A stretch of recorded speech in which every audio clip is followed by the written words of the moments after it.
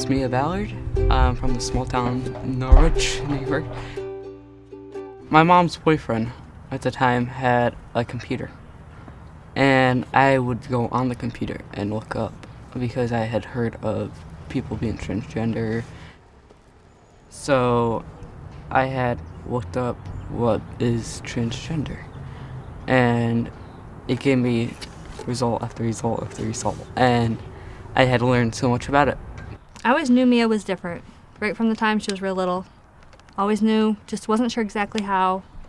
So when Mia left me the note in my vehicle a couple years ago, it really wasn't a surprise to me. So what I did was I printed out a copy of what I wanted to say to her, and I taped it to her van steering wheel.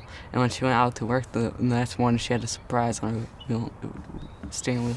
And in the note, I was a little surprised in her choice of words because she kept saying to me, "I hope you love me after this." It just said how I felt, and how I felt this way for a long time, and just how I wanted to change.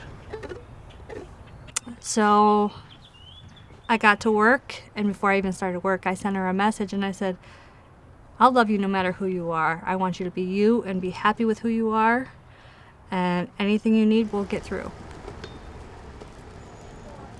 We brought the Cruz case in 2014, and we filed the case on behalf of anyone who had a gender dysphoria diagnosis in the state of New York and was on Medicaid, because they were barred to get any insurance coverage for any health care related to that diagnosis.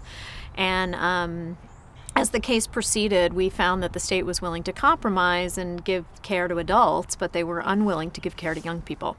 And so at the point that they made the decision to bar the care or continue to bar the care for young people, we came into contact with Elena and Mia, and they were willing to share their story as part of the case in order to fight the injustice of young people not being able to get insurance coverage.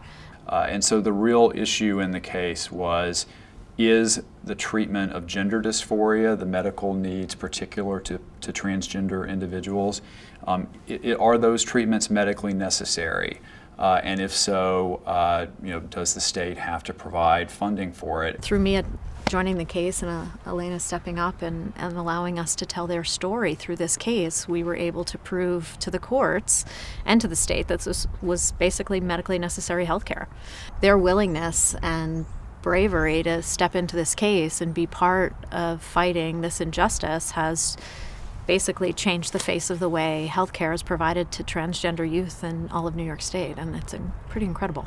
It was just a phenomenal experience, I think. They are some of the most dedicated and talented lawyers that I personally have ever worked with, and it was just an honor to have the opportunity to work together with them on a case that meant so much to so many people.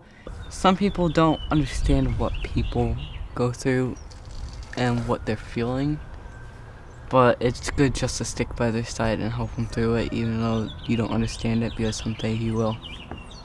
Follow your dreams no matter who tells you you can't.